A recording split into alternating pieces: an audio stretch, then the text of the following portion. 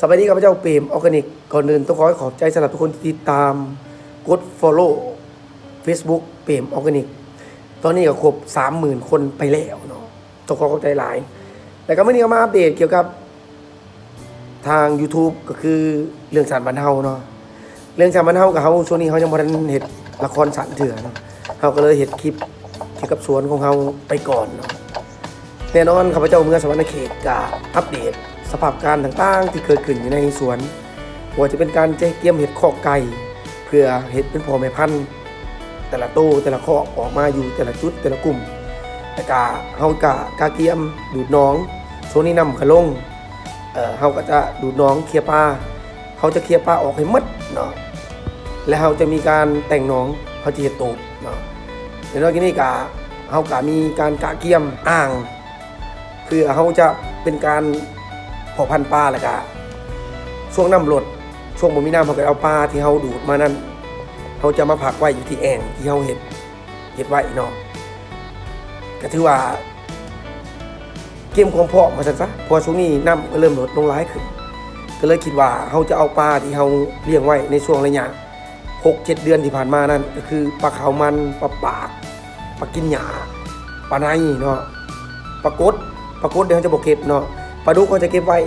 พอปลาดุกเขาจะเห็ดพอพันธุ์เนาะเขาจะมีการผสมพันธุ์เทียมปลาดุกเนาะปีนี้เขาจะเห็ดการทดลองเนาะเพาะพันธุ์ปลาดุกสำหรับปลานิ่แน่นอนหลายๆคนก็รู้อยู่แล้วมันสามารถขยายพันธุ์หรือว่าเพาะพันธุ์ออกลูกเองธรรมชาติได้อยู่แล้วสำหรับปลานิ่เนาะฉะนั้นแล้วตัวนี้เขาบอกกังวลใจเนาะแต่ว่าเขาจะเก็บปลานิ่ขึ้นมาไว้เพื่อเวลาเขาได้นำใหม่เขาจะเอาปลาพวกนี้ลงเขาจะบอกเก็บปลาประเภทกินเนื้อหรือว่ากินซีนไว้เด็ดขาดเขาจะโจงแต่ปลากินพืชเนาะแต่นอกจากนี้ปลาบึกของเขาก็ถือว่าเขากะอนุบาลไว้ต่างหากก็ถือว่าช่วงระยะที่ข้าพเจ้าเมื่อสวรรณเขต2 วัน3 วันที่ผ่านมาก็ถือว่าเขากะ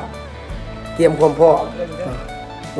ตัวอย่างคือคอกไก่เนาะเขาจะเห็ดเป็นหลอกต่างหากเขาจะออกให้มันมาย่างแล้วก็ให้มันมีจุดที่มันอยู่เนาะแต่ละคอกมันจะอยู่คอกไปคอกมันนะเพราะว่าช่วงนี้ไก่ดำของเราก็เริ่มใหญ่ขึ้นพอแม่พันธุ์ของเราก็เลี้ยงเป็นหลอกของไปของมันเนาะเพราะว่าเขามีพอพันธุ์ไก่ดำมี2แบบเนาะมี B1 กับ B2 เนาะ B1 เป็นเท่านำเขามาจากประเทศไทยเนาะสั่งตรงมาแต่ต่างประเทศหมดละ B2 ก็เป็นเท่าสั่งมาแต่นครหลวงเนาะ2 สายพันธุ์นี่มันก็คล้ายๆกันเนาะต่างแต่ว่า B1 ของเขานั้นมันเป็นพอพันธุ์อินโดลอยเนาะผสมกับแม่พันธุ์ลินเทาเนาะมันจะออกมากงามแน่แต่นักกีฬาเนาะฝากติดตามการเคลื่อนไหวสวนของข้าพเจ้าในที่นี่ก็ขอบใจสำหรับทุกคนที่ติดตามเบิ่งที่นี่ขั้นผู้ใดมักฝากติดตามเรื่องสารบันเทาเนี่ยเด้อ